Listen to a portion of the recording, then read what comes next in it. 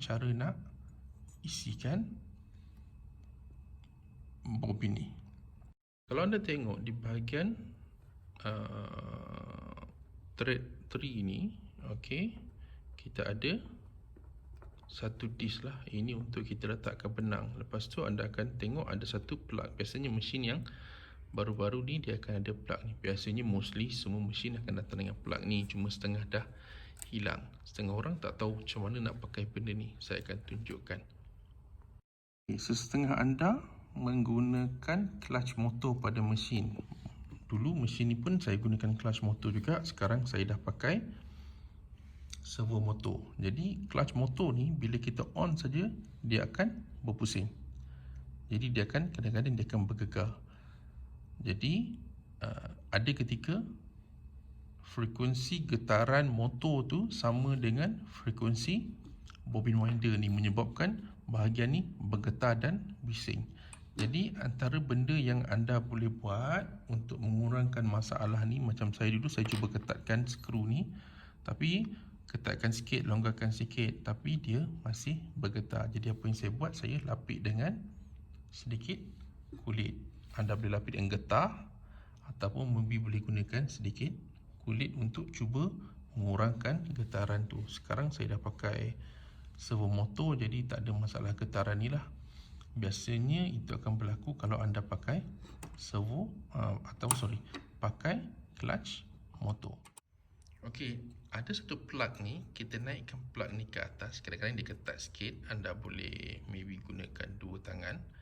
Tapi dia memang sepatutnya ketat lah. Apa kita buat? Kita letakkan spool benang ni kat sini. Nampak dia dah ketat kat sini. Kita tekan. Jadi sepatutnya dia akan pegang dan menyebabkan benda ni tak bergetar lah. Jadi kalau dia kat bawah macam ni, dia kalau kita masukkan,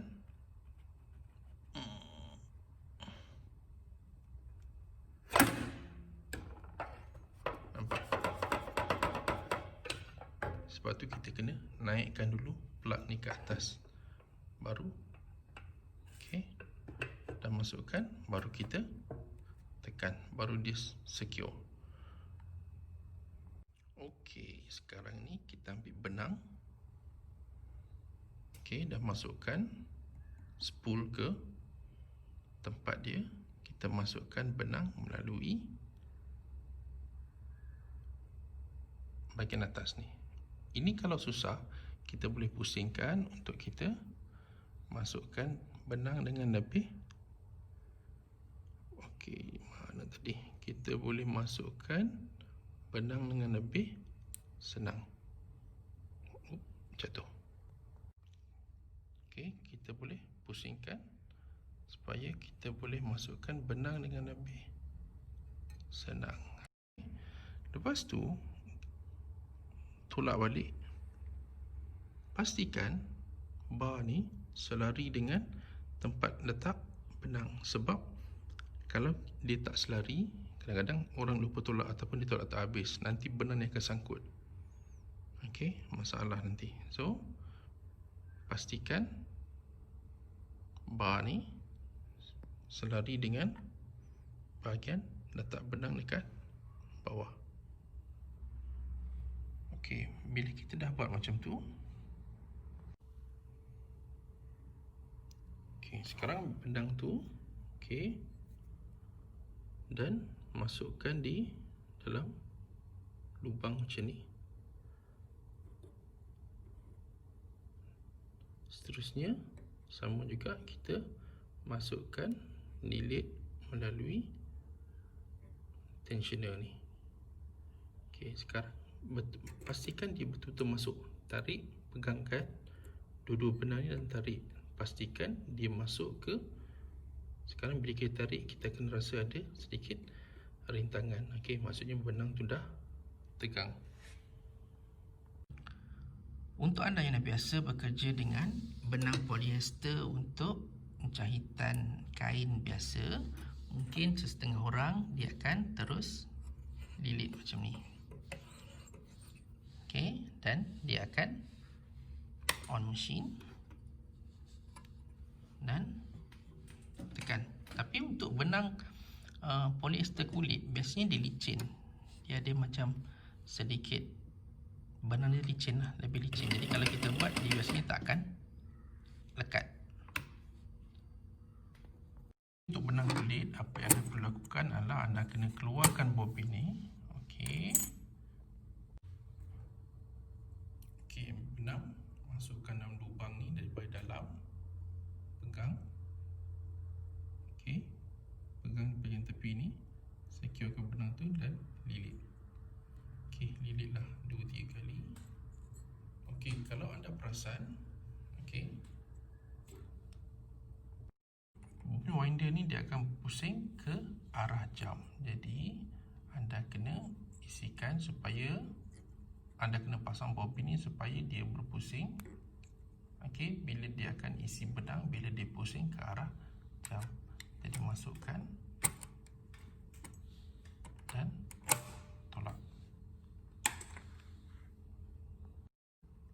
Sekarang anda dah boleh mula pusing. Saya setkan motor ni di speed yang slow, jadi nampak, tapi anda boleh tengok, nampak benang tu dia akan bergerak ke kiri, lepas tu dia akan bergerak pula untuk isian ke kanan. Okey, dia akan mula bergerak ke kiri dan kanan.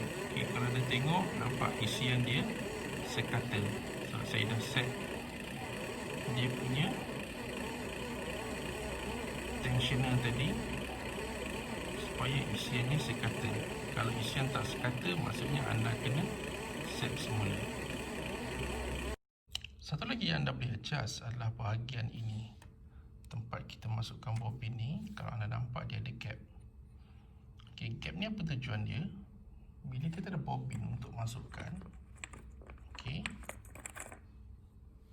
masukkan, pasti dia akan ketat dan dia akan masuk dengan, nampak, tak ada goyang-goyang.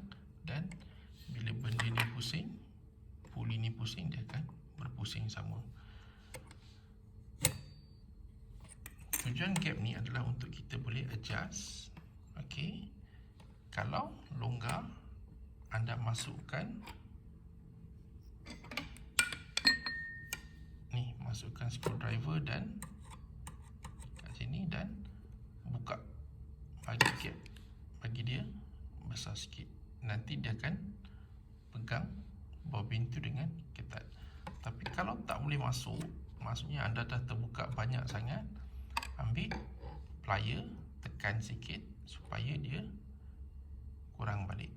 Okey, saya tak suggest untuk anda buka di bahagian ni ya. Jangan buka di bahagian ujung, buka di bahagian tengah. Maksudnya dia akan kembang macam itu, bukan bahagian muncung je kembang. Sebab kalau muncung ni kembang, dia susah nak masuk. Tapi bila masuk ke tengah, dia akan still longgar juga.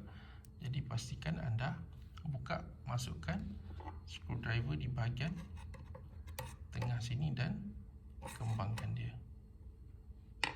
Okay. Semua adjustment ni adjustment yang simple dan anda boleh buat sendiri. Cuma yang penting kena buat supaya benang ni dapat masuk dengan smooth dan cantik.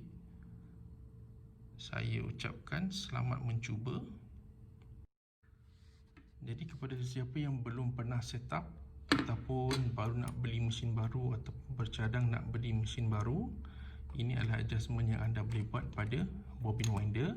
Harap anda semua dapat cuba, dapat lakukan adjustment supaya dapat pastikan ia berfungsi dengan baik dan betul. Kalau anda ada sebarang komen, pertanyaan, boleh tanya di bahagian komen. Saya akan cuba jawab dengan sebaik yang mungkin. Kalau anda rasa video ni berguna untuk memberikan lebih pengetahuan kepada anda, sila like, sila komen dan sila follow channel saya. Harap kita akan dapat berjumpa di video-video yang akan datang. Jumpa lagi.